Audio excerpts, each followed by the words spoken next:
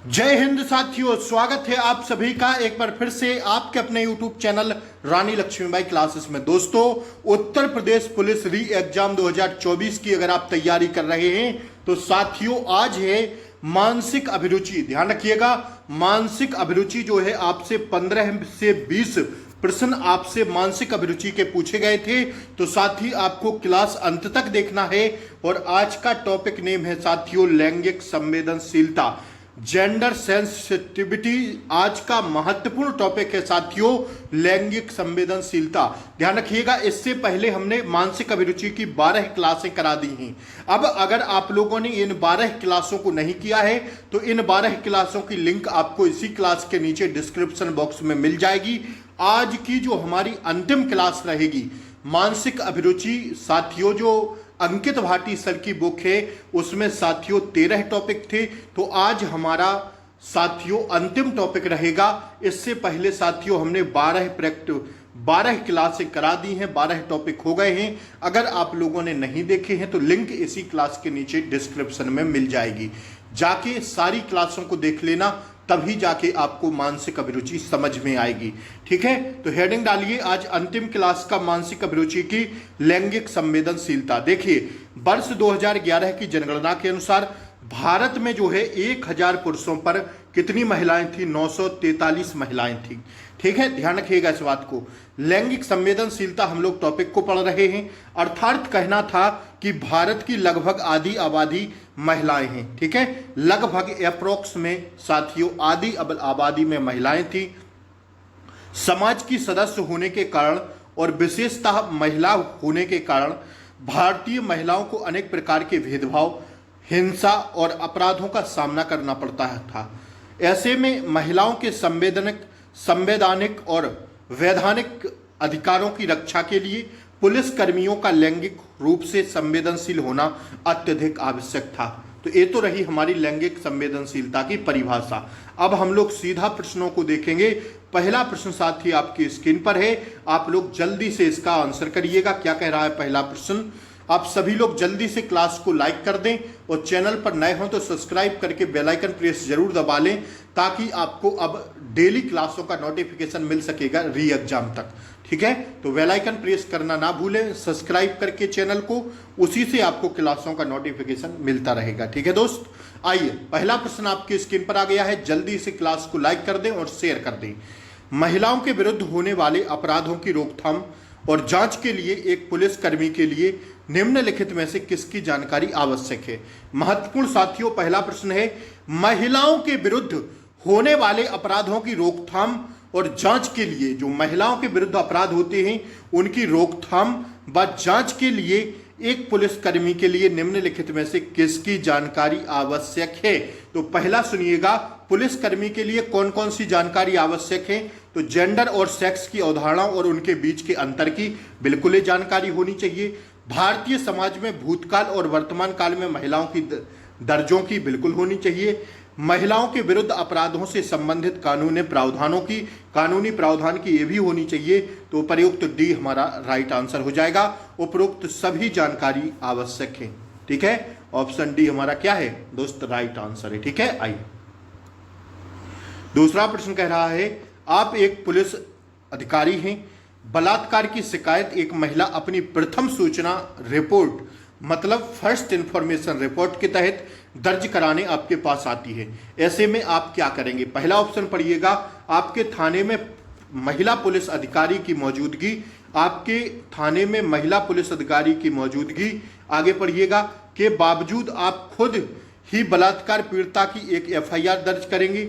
नहीं, ये नहीं होगा। बलात्कार पीड़िता अंग्रेजी भाषा नहीं जानती है, लेकिन आप अंग्रेजी भाषा में ही एफआईआर दर्ज करेंगे, ये कोई बात हुई? नहीं साथियों, ये तो गलत हो जाएगा। आप बलात्कार पीड़िता को 2 दिनों के बाद आने के लिए बुलाएंगे। क्यों बुलाएंगे भाई? क्यों बोलेंगे? नहीं बोलेंगे साथियों, बल्कि आप सुनिश्चित करवाएंगे कि सभी संभावित महत्वपूर्ण सबूतों संबंधी जानकारी एफआईआर में आ जाए।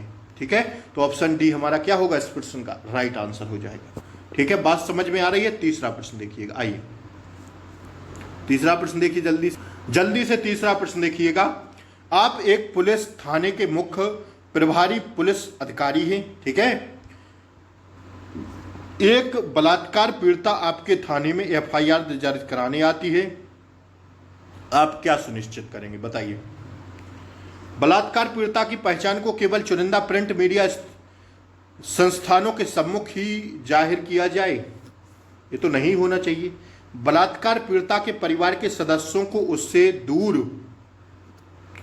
रखा जाए, ये भी नहीं होना चाहिए। बलात्कार पीड़िता से अपराध के संबंध में सभी सभ्य असभ्य प्रश्न पूछे जाएं ताकि अपराधियों को सजा दिलवाई जा सके, ये गलत हो जाएगा। बल्कि जो सही होगा वो ऑप्शन डी वाला होगा। बलात्कार पीड़िता को सम्मान और संवेदनशीलता का अनुभव कराया जाए ताकि उसे शर्मिंदगी का अनुभव ना हो सके, एकदम बात सही है, ठीक है दोस्त। आइए जरा अगले प्रश्न को हम लोग देखेंगे। लता सिंह बनाम उत्तर प्रदेश राज्य 2006 का मामला है कि मामले में न्यायालय ने इस निर्णय दिया था कि वयस्क महिला एडल्ट वुमेन को अपने पसंद के किसी भी व्यक्ति के साथ विवाह करने या रहने का अधिकार है।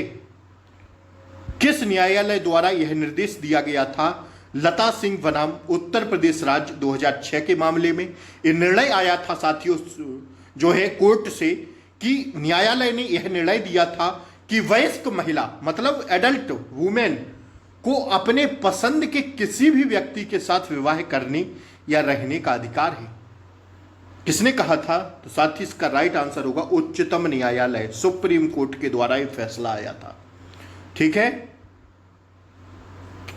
ध्यान रखिएगा आप लोग इस प्रश्न को, ऑप्शन ए होगा। महत्वपूर्ण प्रश्न आपकी स्क्रीन पर चल रहे हैं, जल्दी से आप लोग क्लास को लाइक कर दें और चैनल पर नए हो तो सब्सक्राइब जरूर कर लें। किस मामले में उच्चतम न्यायालय ने कार्यालय पर यौन शोषण के परिभाषित किया और कार्यस्थल पर महिलाओं को सुरक्षित वातावरण उपलब्ध कराने के लिए नियोक्ताओं को जिम्मेदार ठहराया? कौन सा केस था जब उच्चतम न्यायालय ने कार्यालय पर यौन शोषण को परिभाषित किया और कार्यस्थल पर महिलाओं को सुरक्षित वातावरण उपलब्ध कराने के लिए नियोक्ताओं को जिम्मेदार ठहराया? तो 5 का हमारा राइट आंसर होगा ऑप्शन बी, विशाखा बनाम राजस्थान राज्य के मामले में ऐसा किया गया था। विशाखा बनाम राजस्थान राज्य के मामले में, ठीक है दोस्तों। आइए इसको देखिए, बड़ा भारी प्रश्न लग रहा है, आइए पढ़ते हैं हम लोग एक बार इसको। क्या कह रहा है प्रश्न, जरा पहले गौर से सुनिएगा प्रश्न क्या बोल रहा है, तो जरा गौर से पढ़िएगा। आप एक पुलिस कर्मी के रूप में हैं, एक चौराहे पर ट्रैफिक ड्यूटी पर तैनात हैं। जी गुरुजी, आप देखते हैं कि एक लड़की अपनी स्कूटी पर अत्यधिक तीव्र गति से जा रही है और ट्रैफिक नियमों का उल्लंघन भी कर रही है। आप एक लड़की को रोक लेते हैं। इससे पहले कि आप उस लड़की पर ट्रैफिक नियमों का उल्लंघन करने का आरोप लगाकर आवश्यक कानूनी की कार्रवाई करें, लड़की आपको बताती है कि उसके भाई को सड़क दुर्घटना में घायल होने के कारण अस्पताल के आईसीयू में भर्ती किया गया है। अपने भाई के पास जल्दी पहुंचने के लिए वह अत्यधिक तीव्र गति से स्कूटी चलाकर अस्पताल की ओर जा रही है। वह प्रार्थना करती है कि आप कार्रवाई करने में उसका समय खराब ना करें। ऐसे में आप क्या करेंगे? लड़की आपको दिखी तेज गति से जा रही है सड़क पर, आपने उसे रोका और उसे जो साथियों ट्रैफिक पुलिस के नियम कानून है वो लगाने को सुनिश्चित किया। तो लड़की बोलती है कि हमारा जो भाई है वो किसी साथियों दुर्घटना में ग्रस्त आईसीयू में बंद है। अब ऐसी स्थिति में आपका क्या दायित्व होना चाहिए? क्या उस लड़की को आपको छोड़ देना चाहिए या उस पर साथी कार्यवाही करनी चाहिए? तो आइए ऑप्शन के हिसाब से हम लोग देखते हैं क्या करना चाहिए। पहला ऑप्शन कह रहा है, क्या कह रहा है दोस्तों? पहला ऑप्शन जरा सुनिएगा, पहला ऑप्शन क्या कह रहा है? पहला ऑप्शन कह रहा है दोस्तों, आप लड़की को रोककर ट्रैफिक नियमों का उल्लंघन करने के आरोप में उस पर सख्त कार्रवाई करेंगे। ये तो यार नहीं जम रहा है, ऑप्शन गलत होना चाहिए ये वाला। भाई जिसका भाई जो है आईसीयू में भर्ती है, मौत के खिलाफ लड़ रहा है, उस स्थिति में आप ऐसा कैसे कर सकते हैं? आप लड़की को बिना कुछ कहे तुरंत जाने की अनुमति देंगे, ये भी गलत हो जाएगा क्योंकि उसने नियमों का उल्लंघन किया है। तो जरा सी वाले ऑप्शन को पढ़ते हैं। आप अस्पताल में कॉल करके सुनिश्चित करेंगे कि लड़की सत्य बोल रही है। इसके बाद आप उसको इस हिदायत में के साथ जाने की अनुमति देंगे कि वह अब अत्यधिक तीव्र गति से स्कूटी चलाकर अपनी ओर दूसरे की जान को जोखिम में नहीं डालेगी। तो यही साथी हमारा ऑप्शन सी वाला राइट आंसर होगा। डी वाला है, आप लड़की को सख्त चेतावनी देते हुए कहेंगे कि अगर उसने दोबारा नियमों का तोड़ा तो उसके विरुद्ध ये नहीं होगा। सी वाला ही सही हो जाएगा। आइए, विशेष विवाह अधिनियम किस वर्ष पारित किया गया था? महत्वपूर्ण प्रश्न है, स्टार लगाइएगा इस पर। विशेष विवाह अधिनियम, ठीक है, स्पेशल मैरिज एक्ट किस वर्ष पारित किया गया था? तो 7 का राइट आंसर होना चाहिए साथी वर्ष 1954 में, ठीक है। 8वां पढ़िएगा, हिंदू उत्तराधिकारी अधिनियम किस वर्ष पारित किया गया था? तो 8 का राइट आंसर होगा वर्ष 1956 में। लिखते चलिएगा सारे पॉइंटों को, ठीक है। आइए 9वां प्रश्न देखिएगा, निम्न में से कौन सा कथन सही है? बताइएगा इसमें। भारत के संविधान का अनुच्छेद 15 का सब क्लॉज 1 लैंगिक आधार पर भेदभाव पर निषेध करता है। ये तो बिल्कुल सही है भाई। धर्म, मूल, वंश, जाति, लिंग के आधार पर भेदभाव नहीं किया जाएगा, आर्टिकल 15 में साफ लिखा है। भारतीय संविधान के अनुच्छेद 15 का सब क्लॉज 3 भारत सरकार को महिलाओं और बच्चों के लिए विशेष प्रावधान करने की अनुमति देता है। बिल्कुल सही बात है। तो ऑप्शन सी हमारा राइट आंसर हो जाएगा। पहला व दूसरा दोनों सही है, ठीक है। आइए इसको देखिएगा, कौन सा सुमेलित नहीं है? कुटुंब न्यायालय अधिनियम वर्ष 1984 का, बिल्कुल सही है। हिंदू विवाह अधिनियम वर्ष 1955 सही है। सती रोकथाम अधिनियम 1971 का, ये नहीं है। दहेज प्रतिषेध अधिनियम 1961 का, बिल्कुल सही है, ठीक है। तो सी वाला नहीं होगा, ठीक है दोस्तों। सी वाला नहीं होगा। सती रोकथाम अधिनियम आप लोग बताइएगा कब किया गया था, ठीक है। जल्दी से कमेंट बॉक्स में लिखिए कौन सी वर्ष का है। आइए 11वां प्रश्न देखिएगा जल्दी से। भारतीय कानून महिलाओं को विशेष परिस्थिति प्रदान करता है। इस संबंध में निम्नलिखित विकल्पों में से गलत विकल्प का चयन करें। गलत का करना है, चयन करिए। असाधारण परिस्थितियों के अलावा किसी महिला को सूर्यास्त के बाद एवं सूर्योदय के पहले गिरफ्तार नहीं किया जा सकता। ये तो गलत बात है, ये तो सही है। गलत कथन का चयन करना है। असाधारण परिस्थितियों में महिला को बिना किसी पूर्व अनुज्ञा के किसी भी समय गिरफ्तार किया जा सकता है। ये वाला गलत है, तो ऑप्शन बी हमारा गलत हो जाएगा। ऑप्शन बी ही सही है, ठीक है। आइए आप लोग सारे ऑप्शंस पढ़ लीजिएगा, अब मैं आगे बढ़ता हूं। आइए 12वां प्रश्न देखिए क्या कह रहा है। बलात्कार पीड़ित महिला का परीक्षण करते समय किन बातों का सर्वाधिक ध्यान रखा जाना चाहिए? बलात्कार पीड़ित महिला का परीक्षण करते समय किस बातों का सर्वाधिक ध्यान रखा जाना चाहिए? पहला, महिला की गरिमा और भविष्य को दृष्टिगत रखते हुए दस्तावेजीकरण प्रक्रिया के लिए छद्म नाम का प्रयोग किया जाना चाहिए। ये नहीं होगा, ठीक है। सुनते रहा करिए, जल्दी से क्लास को लाइक कर दें। इसका ऑप्शन होगा सी वाला। राइट आंसर ऑप्शन सी होगा। ऐसे मामले में अनुभवी महिला निरीक्षक द्वारा प्रतिक्रियात्मक कार्यवाही किया जाना ही श्रेष्ठ रहता है, ठीक है। सी होगा। आइए 13वां प्रश्न देखिएगा। एक पुलिस अधिकारी के रूप में ट्रांसजेंडर नागरिकों के लिए आपका क्या कर्तव्य है? बताइए। एक पुलिस अधिकारी के रूप में ट्रांसजेंडर नागरिकों के लिए आपका क्या कर्तव्य है? तो ट्रांसजेंडर नागरिकों के लिए कर्तव्य होना चाहिए ट्रांसजेंडर्स के लिए बने कानूनों की प्रवर्तन अंतःक्रिया को सुरक्षा प्रदान करना, ठीक है। आपका यही कर्तव्य होगा। ऑप्शन सी इसका राइट आंसर हो जाएगा। ठीक है दोस्तों, लिखते चलिएगा। आइए, आप एक पुलिस अधिकारी के रूप में तैनात हैं। एक महिला ने अपनी बालिग बेटी की रात को कॉल सेंटर की जॉब से वापस आते समय मोहल्ले के कुछ युवकों द्वारा अश्लील फब्तियां कसे जाने की शिकायत की। आप एक पुलिस अधिकारी के रूप में तैनात हैं। एक महिला ने अपनी बालिग बेटी की रात को कॉल सेंटर की जॉब से वापस आते समय मोहल्ले के कुछ युवकों द्वारा अश्लील फब्तियां कसे जाने की शिकायत की आपको। तो ऐसे में आप क्या करेंगे बताइए। बेटी के बाहर निकलने पर प्रतिबंध लगाने की सलाह देते हुए मामले को नजरअंदाज करना चाहिए? नहीं। क्यों भाई, लड़की है तो क्यों जॉब छोड़े, क्यों नहीं जाए भाई? मोहल्लों के डर से, बच्चों के डर से वो अपनी नौकरी छोड़ दे? ये तो गलत बात है। सबका अधिकार है, समान नागरिक संहिता, समझ रहे हैं ना बात को?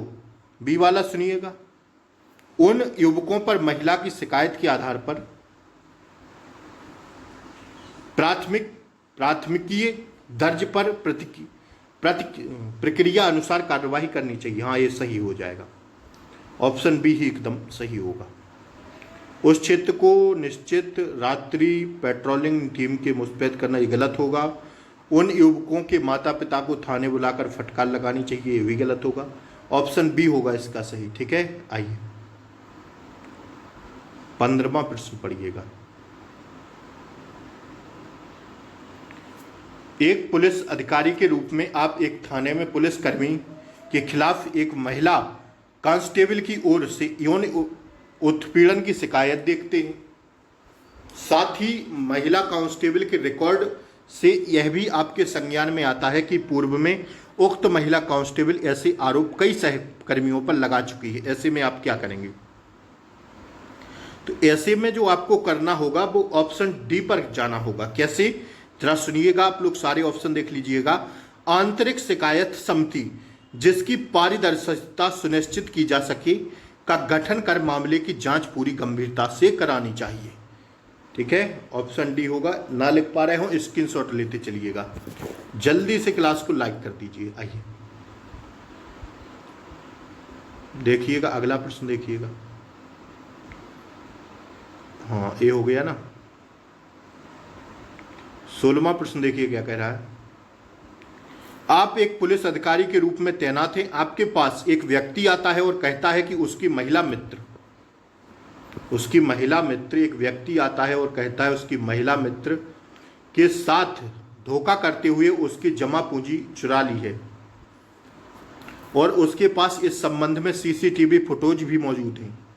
उसे यह पता है कि इस वक्त वह किस मकान में छिपी हुई है, किंतु रात का समय होने के कारण और यह ना जानते हुए कि अंदर कितने और लोग मौजूद हो सकते हैं, वह पुलिस के पास आया है। आपको ऐसे में क्या करना चाहिए बताइए, क्या करना चाहिए ऐसे में? उस व्यक्ति को लिखित में शिकायत दर्ज लेकर सुबह आने के निर्देश देकर भेज देना चाहिए, गलत हो जाएगा। फौरन उस व्यक्ति के साथ जाकर महिला को गिरफ्तार कर लेना चाहिए, ये भी गलत हो जाएगा। भाई कितने लोग हैं, आपको ही समस्या खड़ी ना हो जाए वहां जाते ही, तो ऐसा तो नहीं कर सकती। प्रकरण की एफआईआर दर्ज कर एक पुलिस टीम जिसमें महिला उप निरीक्षक भी शामिल हो का गठन कर बताए गए स्थान पर भेजकर जांच करानी चाहिए। हाँ, एक पूरा दलबल लेके जाना चाहिए ताकि कुछ लोग भी हों तो आप उसका सामना कर सकें। और महिला है तो साथ ही महिला पुलिस निरीक्षक को शामिल तो करना पड़ेगा। ठीक है, आइए 17वां प्रश्न देखिएगा। एक पुलिस अधिकारी के रूप में आपके सामने एक ऐसा ही परिपक्व विधवा का मामला आता है जिसे उत्पीड़ित करने के साथ ही संपत्ति अधिकार से भी वंचित कर दिया गया है आपको। ऐसे में आप क्या करेंगे? दोषियों के विरुद्ध कठोर कार्रवाई का आश्वासन देते हुए प्राथमिकी दर्ज करानी चाहिए, सही हो जाएगा। Option A is the right answer हो जाएगा। दोषियों के विरुद्ध कठोर कार्रवाई का आश्वासन देते हुए प्राथमिकी दर्ज करानी चाहिए, ये सही हो जाएगा। तो ऑप्शन ए ही सही हो गया। आगे आप लोग पढ़ लीजिएगा। ठीक है, आइए 18वां प्रश्न देखिए क्या कह रहा है। एक पुलिस अधिकारी के रूप में घरेलू हिंसा से पीड़ित किसी महिला की शिकायत का जवाब देते हुए आपको निम्नलिखित में से किस कार्यवाही से बचना चाहिए? एक पुलिस अधिकारी के रूप में घरेलू हिंसा से पीड़ित किसी महिला की शिकायत का जवाब देते हुए आपको निम्नलिखित में से किस कार्यवाही से बचना चाहिए? बताइए। मामले की जानकारी लेने के लिए महिला से व्यक्तिगत मेलजोल बढ़ाना चाहिए और उससे मुलाकात करनी चाहिए। बिल्कुल, ऑप्शन ए ही सही हो जाएगा। महिला सेल के प्रतिनिधि से प्रारंभिक चर्चा कराकर मामले की जानकारी लेनी चाहिए, गलत हो जाएगा। ये तीनों गलत हैं, ऑप्शन ए हमारा सही हो जाएगा। ठीक है, आइए।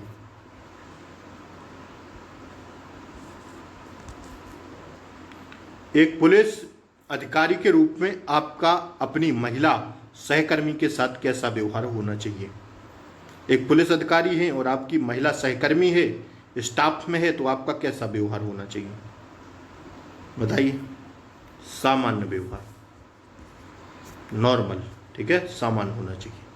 तो साथ ही आज की क्लास समाप्त होती है। अंतिम क्लास थी मानसिक अभिरुचि की। ठीक है साथी, और क्लास अगर अच्छी लगी हो तो लाइक शेयर सब्सक्राइब करें। और आज 13वां लास्ट टॉपिक था संवेदनशीलता। ठीक है, लैंगिक संवेदनशीलता महत्वपूर्ण टॉपिक था। क्लास कैसी लगी? और ये 13 क्लास से हमने मानसिक अभिरुचि की पूरी बुक आपको पढ़ा दी है। अंकित वाटी सर की 12 क्लासों की लिंक इसी क्लास के नीचे डिस्क्रिप्शन में मिल जाएगी, तो जाके देख लीजिएगा। ठीक है दोस्तों, और क्लास अच्छी लगी हो तो लाइक शेयर सब्सक्राइब कर दें। पढ़ते रहें, री एग्जाम की घोषणा बहुत जल्द होगी आपके सामने। ठीक है, तो मेहनत से पढ़ाई करते रहिए।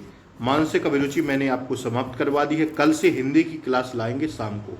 ठीक है, तो चैनल को सब्सक्राइब कर लें, बेल आइकन प्रेस जरूर दबा दें। नमस्कार, लाइक कर दें। जय हिंद, शुभ रात्रि।